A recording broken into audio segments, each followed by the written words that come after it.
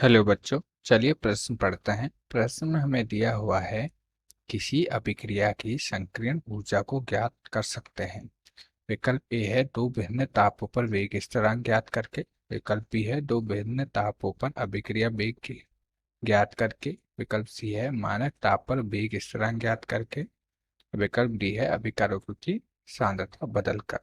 तो आइए प्रश्न की मुख्य अवधारणा समझते हैं। मुख्य अवधारणा देखिए, जो हमें क्या है संकीर्ण ऊर्जा ज्ञात करने के लिए सबसे पहले हम क्या करते हैं, संकीर्ण ऊर्जा तथा वेग स्थिरांक के मध्य संबंध का समीकरण लिखते हैं। तो हम ये संबंध क्या होता है, वेग स्थिरांक ln k बराबर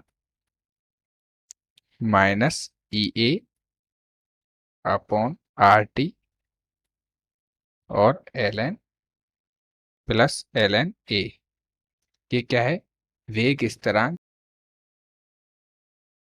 व सक्रिय ऊर्जा के मध्य संबंध।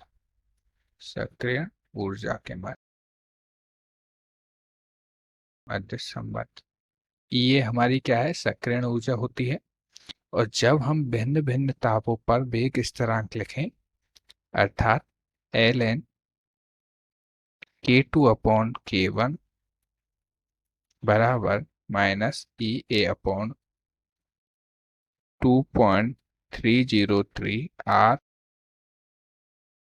To T2 minus T1 upon T1 into T2। ये क्या है, भिन्न भिन्न तापों पर भिन्न भिन्न तापों पर वेग स्थिरांक व सक्रिय ऊर्जा के मध्य संबंध। ऊर्जा के मध्य संबंध, तो देखिए, जब हमें दो अलग अलग तापमान दिए हुए हैं तो हमें क्या है, वेग स्थिरांक ज्ञात करके हम क्या ज्ञात कर सकते हैं, यहाँ से सक्रिय ऊर्जा ज्ञात कर सकते हैं। ये हमारा क्या है, सक्रिय ऊर्जा।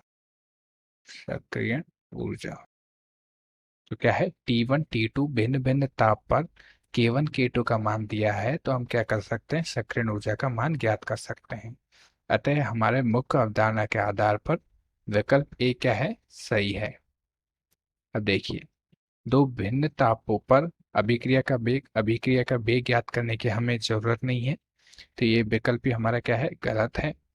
मानक ताप पर वेग स्थिरांक ज्ञात करके, तो मानक ताप नहीं, भिन्न भिन्न तापों की जरूरत होती है, ये विकल्प भी गलत है। अभिकारकों की सांद्रता बदलकर, यहाँ पे हमें क्या है, सांद्रता की भी जरूरत नहीं है, ये विकल्प भी गलत है। अतः हमारा क्या है, विकल्प ए सही है। आशा करता हूँ कि आपको प्रश्न समझ में आया होगा। धन्यवाद।